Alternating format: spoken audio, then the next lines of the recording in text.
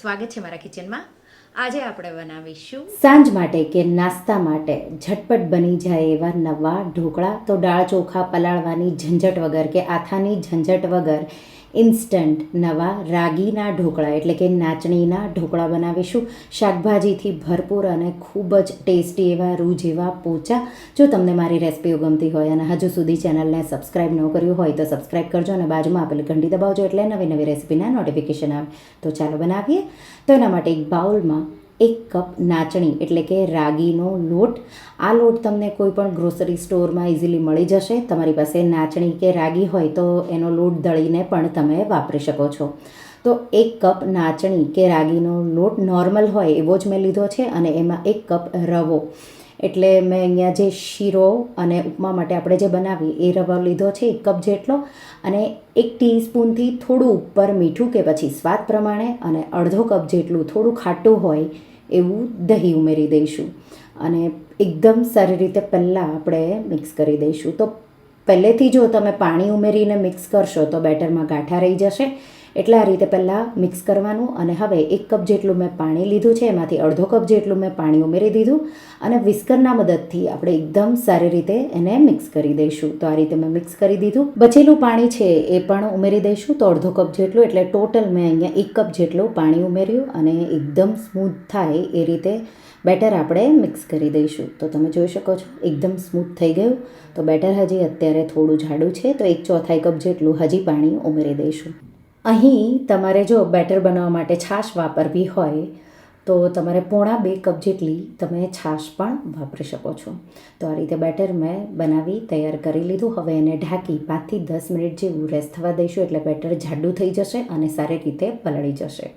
તો લગભગ મેં બેટરને 10 મિનિટ જેવું સાઈડમાં રેસ્ટ થવા દીધું. ત્યાં સુધીમાં મેં બધા વેજીટેબલ તૈયાર કરી લીધા. બેટર તમે જોઈ શકો છો ફૂલી અને આ રીતે જાડું થઈ ગયું. તો બેટરમાં હજી આપણે 1/4 કપ જેટલું પાણી ઉમેરી દઈશું, મિક્સ કરી દઈશું.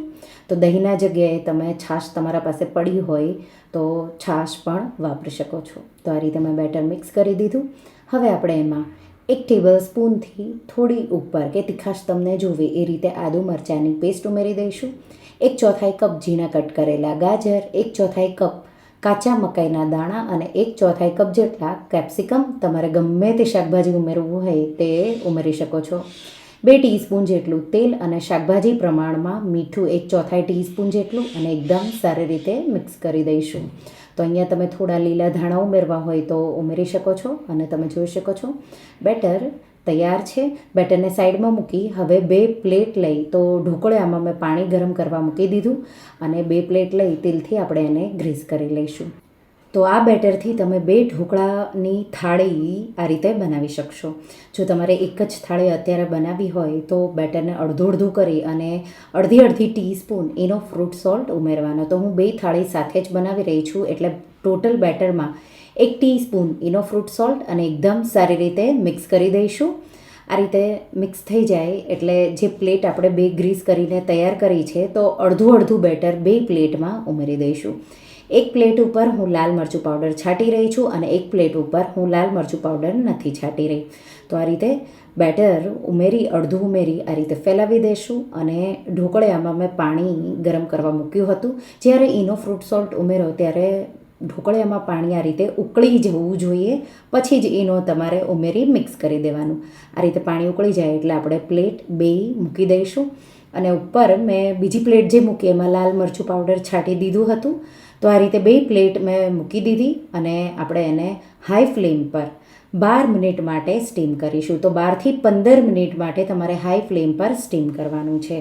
તો અહીંયા હવે મને લગભગ 15 મિનિટ જેવું થયું. નાઇફથી આપણે આ રીતે ચેક કરવાનું છે. જો બેટર આવે તો કાચું છે, નહીંતર ઢોકળા તૈયાર છે. તો આપણે એને બહાર કાઢી 1-2 મિનિટ જેવા ઠંડા થવા દઈશું. ત્યાં સુધીમાં મેં ચટણીની સામગ્રીઓ પણ તૈયાર કરી લીધી હતી.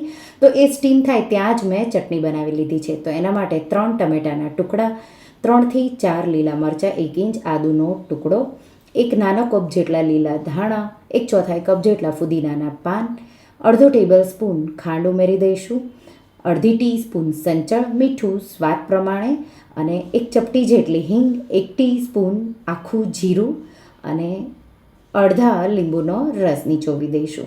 તો ખાટી મીઠી અને ચટપટી એવી આ ચટણી થશે. સંચળ આપણે ઉમેર્યું એટલે. તો આ મેં ટમેટાની ઇન્સ્ટન્ટ ચટણી બનાવી. તો તમે જોઈ શકો છો ચટણી તૈયાર છે. હવે આપણે ઢોકળાનો વઘાર પણ સાઈડમાં તૈયાર કરી લઈશું. તો વઘારિયામાં 1 ટેબલ સ્પૂનથી થોડું ઉપર તેલ ગરમ કરીશું.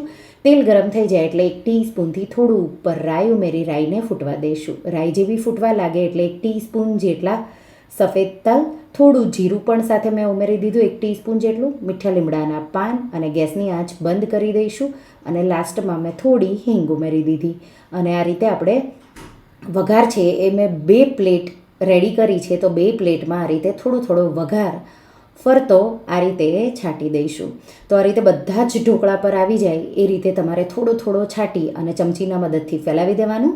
ઉપરથી થોડા લીલા ધાણાથી ગાર્નિશ કરી દઈશું. તો આ રીતે લાલ મરચું છાંટશો તો ઢોકળા દેખાવે બહુ સારા એવા લાગશે. અને સાથે જો તમને તીખા ઢોકળા ભાવતા હોય તો તીખું મરચું, નહીંતર કાશ્મીરી લાલ મરચું. અને આ રીતે ઢોકળાના પીસીસ કરી લઈશું. ચોરસ કે તમે ટ્રાયેંગલ શેપમાં ગમે તે શેપમાં કટ કરી શકો છો. તો આ રીતે ઢોકળાને મેં કટ કરી લીધા છે. સાઇડ્સ આ રીતે નાઇફથી અલગ કરી લઈશું અને તાવીથાના મદદથી આપણે ઢોકળાને સેપરેટ કરી લઈશું. તો આ રીતે બીજા ઢોકળાને પણ મેં લીલા ધાણા ઉમેરી અને એને પણ કટ કરી લીધા. 5 થી 6 લોકો માટે આ ઢોકળા તમારા બનશે. આ ઢોકળાને મેં ચટણી બનાવી એના સાથે ખાવું એવું જરૂરી નથી. તમે ટમાટો કેચઅપ કે સેન્ડવિચની ચટણી કે ચાટની લીલી ચટણી હોય એના સાથે પણ ખાઈ શકો છો. તો આ રીતે હું તમને ઢોકળા સેપરેટ કરીને બતાવી દઈશ. તો તમે જોઈ શકો છો. તો એકદમ જાળીદાર અને રૂ જેવા પોચા ઢોકળા સેપરેટ કરી સર્વિંગ પ્લેટમાં કાઢી અને ગરમા ગરમ તમે એને સર્વ કરો. તો નાચણી છે રાગી ફ્લોર, તો એના ખૂબ જ બેનિફિટ છે. એમાં પ્રોટીનથી ભરપૂર, ફાઇબરથી ભરપૂર અને ડાયાબિટીસવાળા હોય એ લોકો પણ ખાઈ શકે. તો હાર્ટ માટે પણ આ બહુ જ સારું છે. તો જો તમે રાગી કે નાચણીના ક્યારેય ઢોકળા ટ્રાય ન કર્યા હોય તો એકવાર જરૂરથી ટ્રાય કરજો. તમને ખૂબ જ ભાવશે અને તમને ખબર પણ નહીં પડે કે આ કયા ઢોકળા છે. એવા ટેસ્ટી લાગશે. તો તમને આ રેસિપી કેવી લાગી મને કમેન્ટમાં જરૂરથી જણાવજો. અને જો તમને આ રેસિપી ગમી હોય તો વિડીયોને લાઇક કરજો, શેર કરજો અને મારા ચેનલને સબસ્ક્રાઈબ કરજો. અને આવી જ નવી રેસિપીઓ માટે તમે બેલ આઇકન બટનને પ્રેસ કરજો. Thank you for watching. All I want